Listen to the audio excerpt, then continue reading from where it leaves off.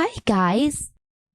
You know how, so a lot of people watch the show Landman. Yeah. And so we were on an airplane once and I was like, I'll just watch Landman. Yes. You know? Lots of sex. Well, not really yet. Oh, okay. But you know, everyone, like, you know how Angelina Jolie married Billy Bob Thornton? Yeah. And how Billy Bob Thornton is like... Wait, he's also in that other one, too. Oh, maybe that's Landman my husband has on. And it's kind of like a baddie. Ali Larder. Okay, yeah, I don't like it. I don't like the show. It makes me feel gross. I know what you mean. I don't. Whenever like he watches it alone, like if we're out or doing something. Okay. I walk in and I'm like I don't like the feelings. Okay. I don't like the way it looks. Yes, and someone could get hurt or die at any time. Well, everyone does, and there's kids involved, and then the daughter, and he. You know who the daughter is, right? No. Yes, you do. I don't. Oh my gosh. The show itself. I would just like to start with one by one. Okay, so Billy Bob Thornton. Well, maybe we can get to that in a second. Ali Larder is the main character. Yeah. That woman. Amazing. Has aged gorgeous. I bet she rebounds on the trampoline too. Well, she's always working out in the show.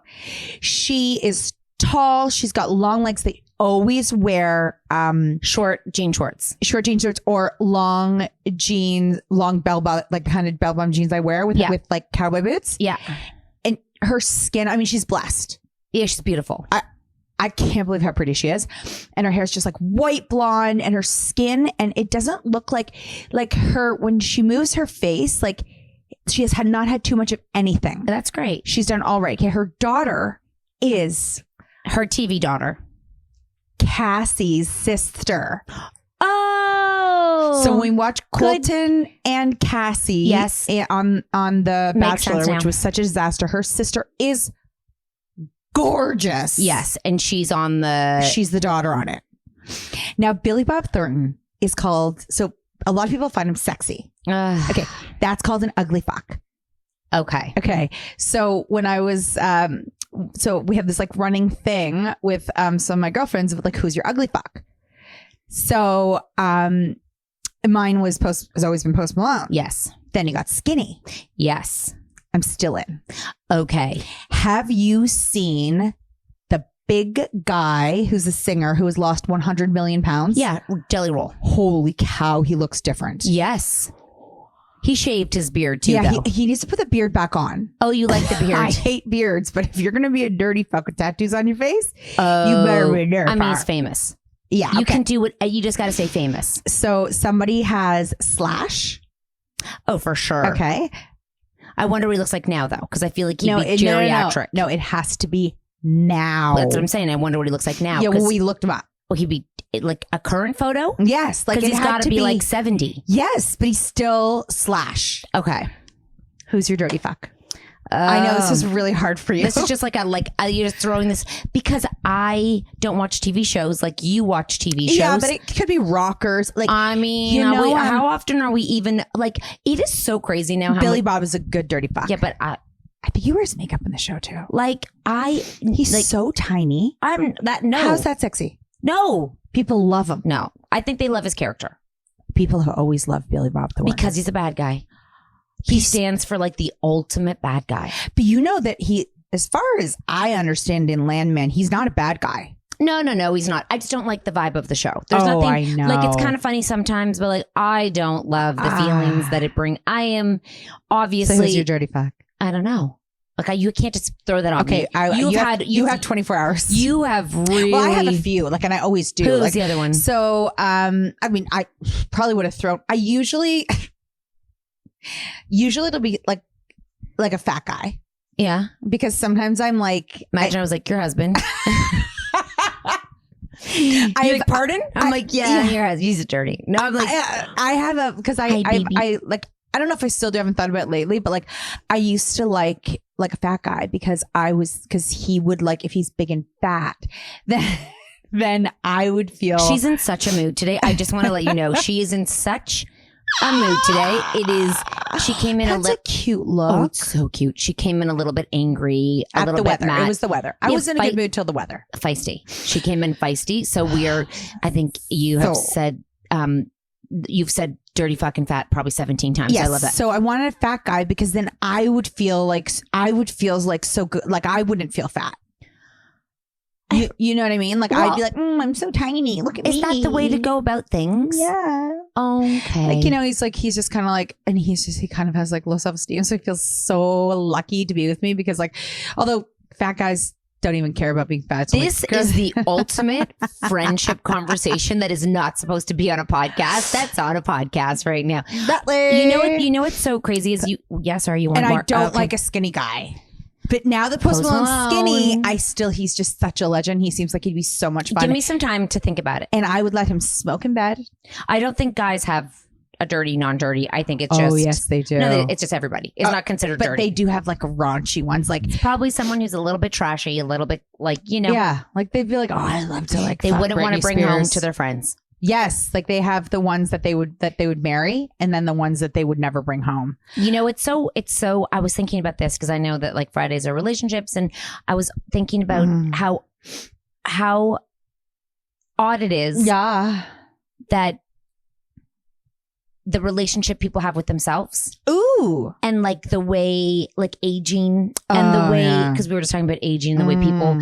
Like how you handle aging and then the way you feel about yourself and what makes you feel good versus bad in the morning. Cause like you can wake up and feel differently than you did the day before. And I was like, everyone probably has something that makes them feel great about what they're doing. Like always after a show for a few weeks, I feel a little bit like, because you can't get all glammed up for that long. And then go back to normal and be like. I was just thinking when I looked in the mirror this morning that I'd like the look of my face, and your face looks very nice too. Oh, that's good. You like the look of your face right now? Yeah, I like the look of your face. Okay, great. So we're in a great place. Well, let's not go too far. Yeah. What you sometimes you don't like the look of my face? No, just sometimes, you know, like, you know, when sometimes the skin just glows. Yeah. Yeah, no, I don't you even tell me it's because you worked out. I'm not having I haven't worked out in a long. No, I was thinking though. I do think working out makes me feel better. Like I have a better relationship with myself when I work out. I do know that about you. I feel better when I don't eat as much sugar. I have a better because I just don't feel good. Like I feel so sensitive to those things. When I open my eyes in the morning, they're gritty if I eat too much sugar. Like my body. I can feel the shit in my body. Yeah. And I know you don't feel that way, but there is things that people do that make them feel better about themselves or not better. And I think we get so confused with that about self-esteem or not self-esteem because it's like it's so confusing because yours is hair and people would call that vain. And I'm like, is that vain or is that just something that makes you feel good about yourself? You know what I'm saying? Yeah, well, like because some people vain, like, then yes, because some people go to the place where they're like, you should just be happy with who you should be great. You should be grateful. You should be happy. And you know what? Those people are delusional. They're delusional. You think? Yes. Because you shouldn't. Well, because, I mean, you have to consider, like, or else you don't consider yourself. You don't think about yourself. You think about other people, but you don't think about yourself. Because if you don't think about other people, but you don't think like if you're not like being vain is just kind of wanting to be like a really nice, attractive version of yourself. And when you get older, like when you're 80, do you wake up and you're like, I am feeling my oats today? Or do you realize you have aged? Like, I don't know. It's so confusing what you're chasing or what you're thinking. I feel like when you're at your retirement home, you see women who are feeling themselves. Yeah, it's actually very true. I do see that. So there might just be people who... But is it a thing you do? Is it a way you I think it's perceive a combination. Yourself? Is it because I sometimes think self-confidence is so confusing, like as a woman, because I think that if you have anything you don't like that day, people are like, just be confident in who you are. Do you know what I'm saying by that? Like confidence, especially when you have daughters, it's a very weird word to pass off on them and teach them about it because I feel like you can't tell someone to be confident. I know, but you also can't describe it. Yeah. And it's something that you build on and you grow on. Sometimes people just never really have it. But again, I mean, it's got to be. But why? It's got to be the way you were brought up. Like, I mean, I was always like, I mean, if you're always told like you're shitty, you're fat, you're not that good over and over, it's going to be really hard it's going to be harder for you to like gain confidence as you grow. You have to work so much harder. Where for some people, like work harder because you perceive yourself as not what worth- everyone told you that you were. And so they'd have to work really hard internally to find the things that make them happy about themselves and the things they like about themselves. Whereas I feel like I was always just like, I mean, listen, of course there were times where people probably said mean things to me, but I was always just in my world. I was meant to feel you were the main character, not just the main character, but that everything I was enough and good enough, you know, like in my house. Like I didn't need to be super smart. I didn't need to be super skinny. I didn't need to be fit. I didn't need to be. Okay. So you were enough as you were, which led to confidence. I would for sure say so. Because the people that were around me were like, you're great. Okay. Hold on. So I have a question for you, because that means that you learned it from an early age and you never lost it to regain it, where some people have to learn how to get it. Hold on. So the people can probably trace, because I know gorgeous people. Oh yeah. Who are super insecure. Yes. So they would be perceived as beautiful and be told they were beautiful the whole time. Yes. But they're still super insecure. Yes. And you can also be like, you remember like also when I was like, I always used to say that I wanted to lose weight, and I weighed probably like 50 pounds more than I do. Yeah. But I still thought I was fabulous. Yeah. You could be traditionally fat and ugly and still think you're fabulous. Yeah, yeah. Right? Well, you are. Right. In a way. Right. Like, so it's so just because you're really, like if someone told you you're pretty all the time, you might still be insecure. I know, but because of other things. But what? Maybe you had a prettier sister. No. Maybe your mom was jealous of you. I just, I sit here and I think of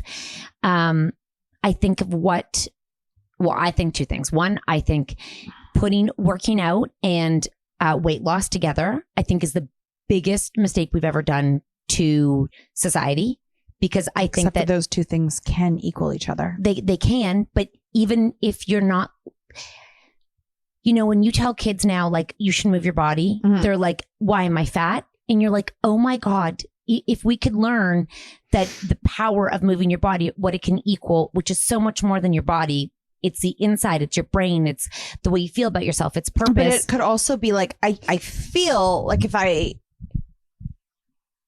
it depends who you're telling.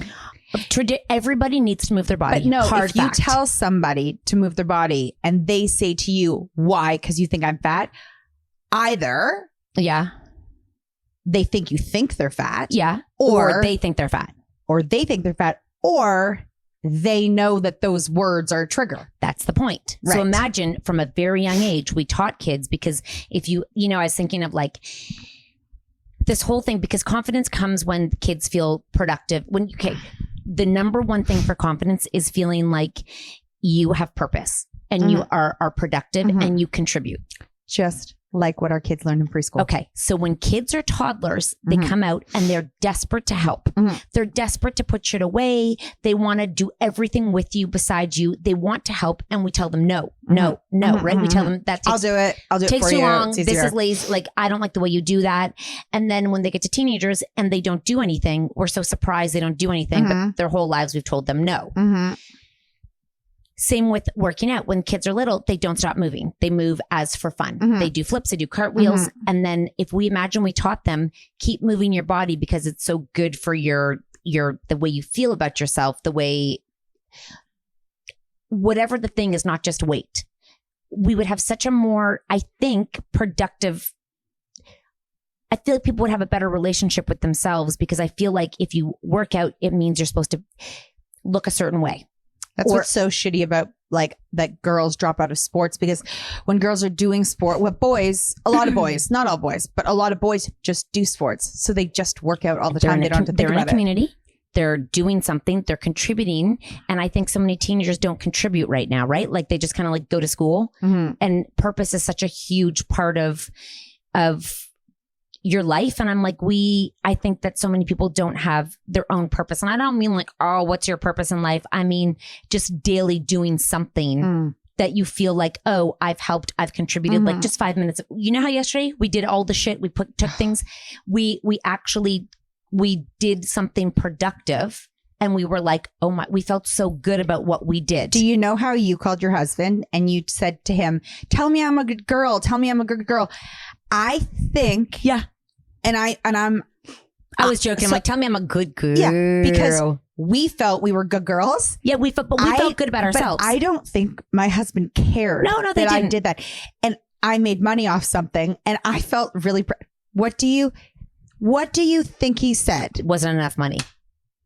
If you listed it at this and you took it for this, that's a lot off. Okay. But how did you feel about yourself at the end of that day? Kidding? I could care less what he thought. I made $350. You and I felt like queens. Oh, are you kidding? We cleaned and we made money. Okay, I don't even care if it was $4. So I guess the point is that I think so often, whether it's your hair, like the things you do help you feel like good about yourself. Mm-hmm. And I just feel like we don't teach our kids that. So as they grow up, they're just kind of like, they just live their life because they're searching for something that they've never had to actually find. You know what would really suck? What?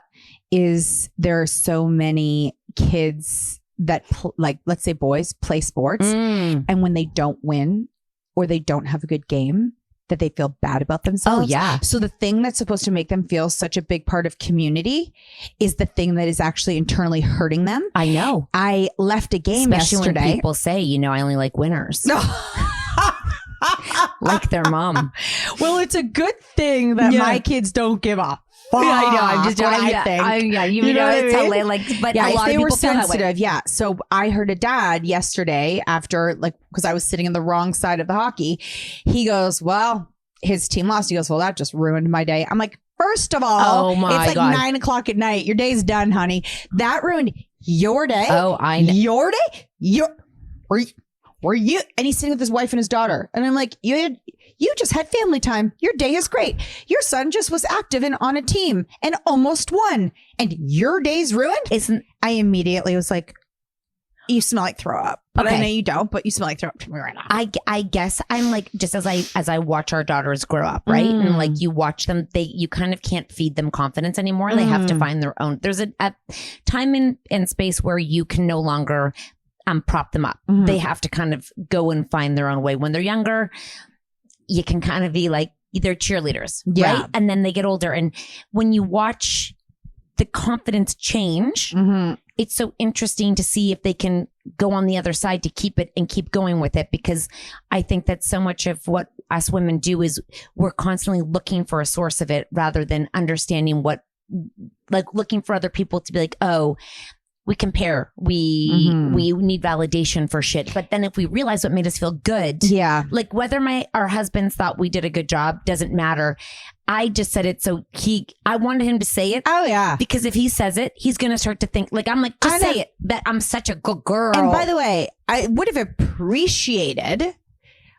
That's amazing that you did all that and you made that happen in 24 hours. So make him say it next time. Tell him, say, I'm going to tell you something and here's what I want you to say. Yeah. That is so amazing. Yeah. I just feed them what you want them to say. Yeah. And I swear to God, they'll begin to do it. And you know what? More importantly, I said it in front of my kids and I showed my kids what I did. Yeah. You know what I mean? The other thing that we've gone back to a lot and we've met a lot of kids and a lot of moms and stuff. And, I do think a role model for a girl in a mother, and I think moms need role models. From them. Like you as an adult need a role model for what you appreciate about them. I can't help but think like I feel like you and I have like kind of like endless confidence. I mean, I've never seen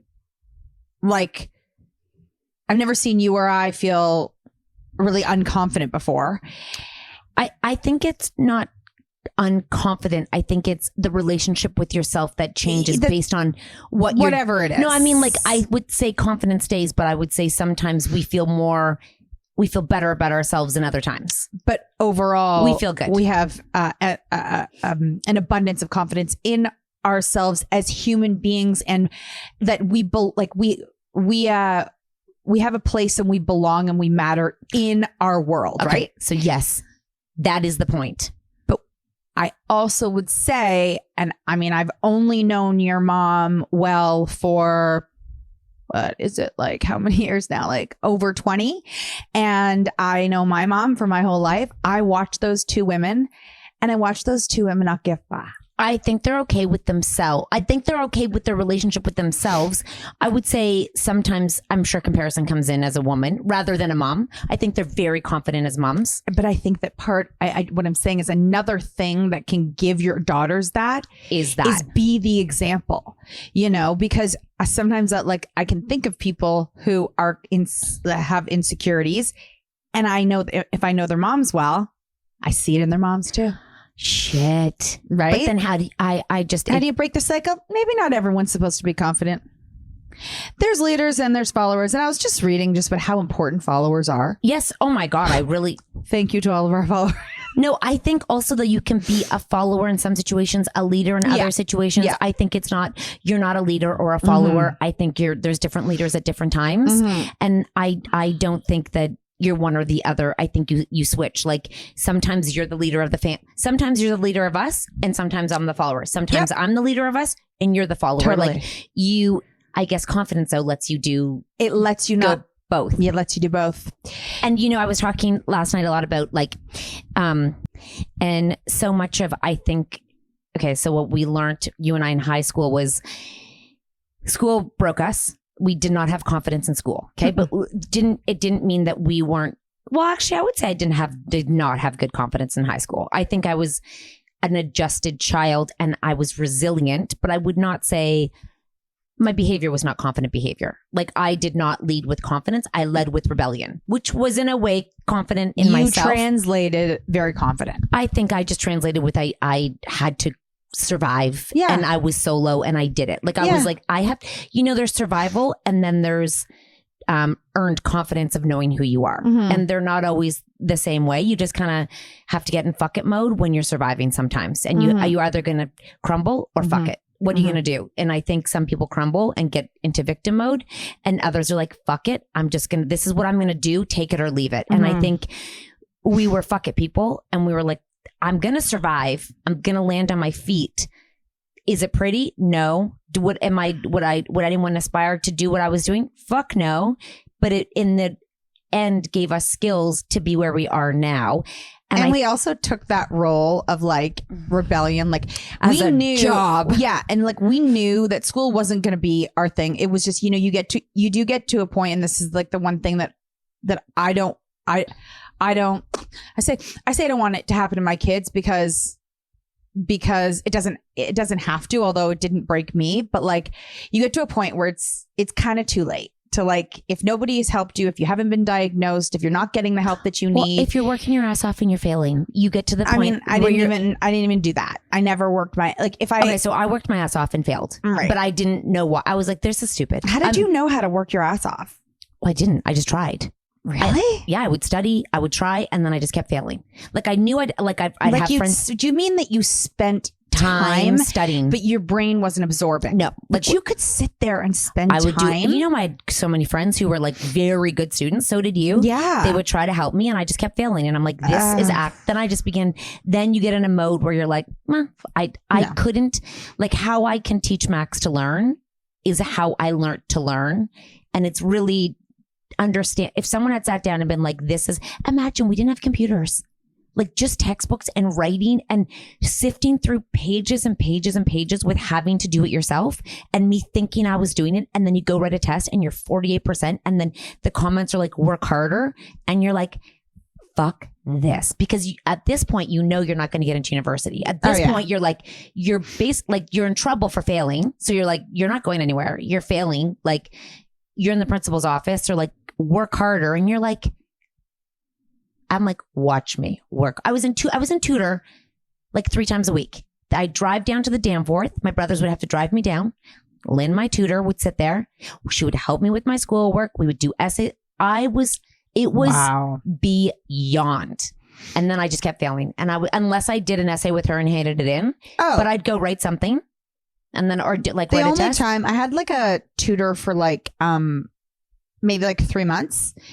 And then once a teacher helped me, the only way I could learn is if I had somebody right beside me. So I could never like open up. If I saw a textbook and I looked at it, I never even tried. So you tried, I never tried because I couldn't even imagine understanding it. Okay. So yeah, I tried hard. So I was like, and then I was like, and you're on your own. Your parents aren't sitting with you. Your parents aren't helping you. Your parents, they tried to pay me to get some grades or like, here's money. And I was like, this just is not. My brother figured it out. But he had to go back and redo every grade because they put him in general. And at that time, you couldn't go to university with general. That was determination to end up where. You know him now, though. Yeah. You know him now. You know that he had the determination to want to end up where everybody goes to university. Like they failed him in kindergarten. Gave that up. Like I never even considered going to university. I never thought I could get in. I knew I couldn't get in, so I never even thought about it. And I got over feeling like I never even felt like everybody went to university. I never thought to myself, I'll go there. And then when we knew it wasn't an option. I wasn't sad that I didn't go. I remember one friend saying like, why don't you just like try? And I was like, wait, sorry. This is my point. And I was like, because it would never happen. I don't belong there. Well, and I would have fucked up there. I guess the point is, if you had someone else, if you had someone helping you, you know what? It's not. I think for any kid who's learning differently, it might not be a right fit for them, and that's totally fine. But they should have an option if they want to go. Mm-hmm. So they should have an option that they can go. You should have had an option and then been like, I actually don't want to go. Yeah. Rather than being like, I just knew it would never be an option. It should be an option for everybody and then they can go. So I think so much of it was the confidence came when I actually went to college and it made sense. It actually made sense. Community college, which is so, and by the way, like so shit on, which is so bad. When I went, it was so like remedial. You're like community college. To beauty school. Yeah, right. So you and I, right? They're like, so they're just at college and everyone's like, now it's changed. I also didn't, for some reason, I didn't care. Oh, I think other people had a bigger issue with it than me, just so you know. And then I went with my two friends and they both fucking dropped out. And I was like, I'm just going to finish this. But it was the first time. By the way, community college is hard to explain to kids. Like my son's like, wait, college? Did you go to college, university? And I'm like, it's so weird because in the States they call it college and university. Exactly. So they have universities, but that's college. And in Canada, I think there's state colleges. They're community colleges. Public. Yeah, they're public. They're called like community college. Yeah. And then they have university. But like Mark went to Villanova University. So, but essentially, before I knew Americans, we go to university, they go to college. Community college is where you learn how to actually do something like a trade or like a skill.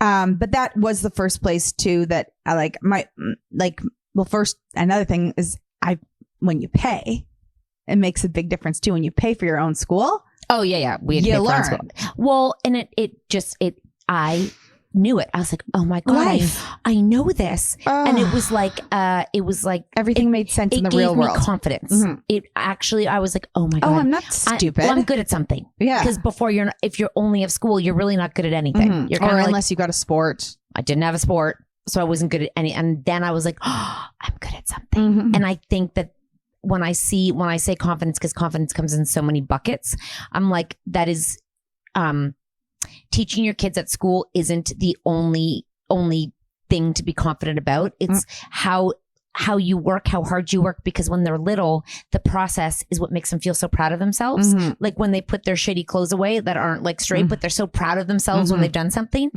It's like, if we can keep that going, it's like they would be such more confident people than always an end result of what we're trying to get at. Yeah. And we're running out of time. For people? No, I mean like for our kids, like it's pretty set.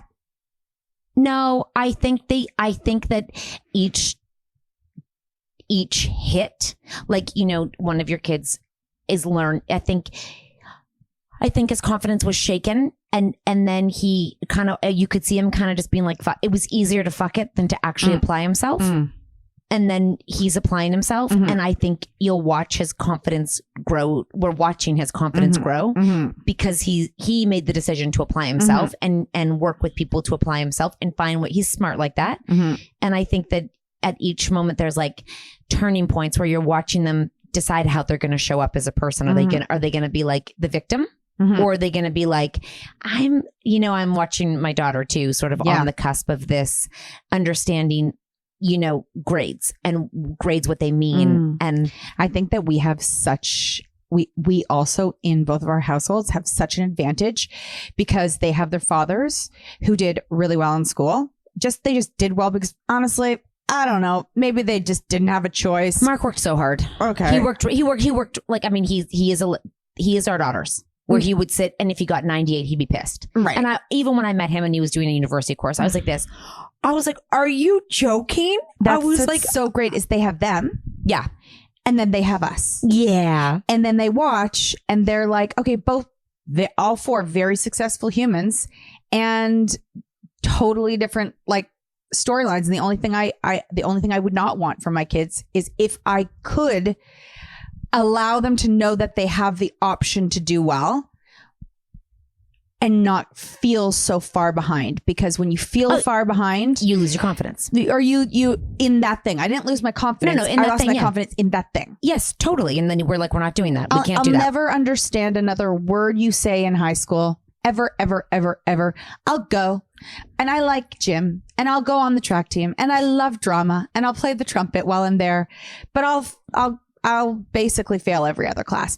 I'll even sometimes show up to class, but I don't understand anything you're saying. I know. I just go for the social, and then I hop out the window and go to your house and smoke a joint. It's like literally hop out the window. Literally hop out the window. We hopped out the window. Yeah. It's so wild. Anyways, nobody cared. And you know how you said that they called? I got called. No. I was in the principal's office. They never called my mom. Okay, ever. Or maybe my mom was at work and they didn't have her work number. I quit. Maybe they did call home. They called when I quit on the spot. Yeah. They called home when I was like, well, I'm leaving. They're like, you can't leave. I'm like, yes, I can. I'm 16. And they're like, they didn't know what to do. I was like, I quit. And they were like, oh shit. Cause I was in trouble. They were like, you're this. I'm like, fuck it. I'm out. Yeah. And they were like, they at that moment, they could have been like, let's work together. No, they did not care. No, they didn't care. We had and this might be like real for you guys. We had like back then over 2,000 people at our high school that came from 2,500 all over the city. They had so many students to try and convince the two of us to stay in class.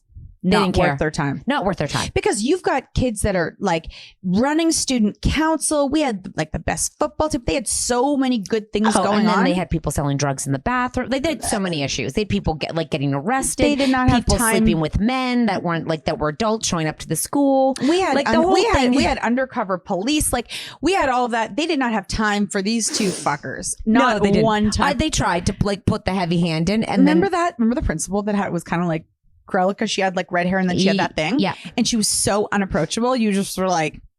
And my I can't imagine me getting a phone call right now and being like, I'm quitting. Oh yeah. Like, and she got a phone call and she wasn't in the city. I mean, in the country. But again, it's not like getting a call from one of our kids. She was probably like, I mean, she was like, pardon? She's like, are you? And anyways, leave us a call. I would love to hear if you even are aware of, or if you even think about what brings you like tiny pieces of confidence or like self-worth, production, feeling good about yourself. Like what makes you feel like, I did a good job today. And like, does that build on each day? It's gotta. Bye guys.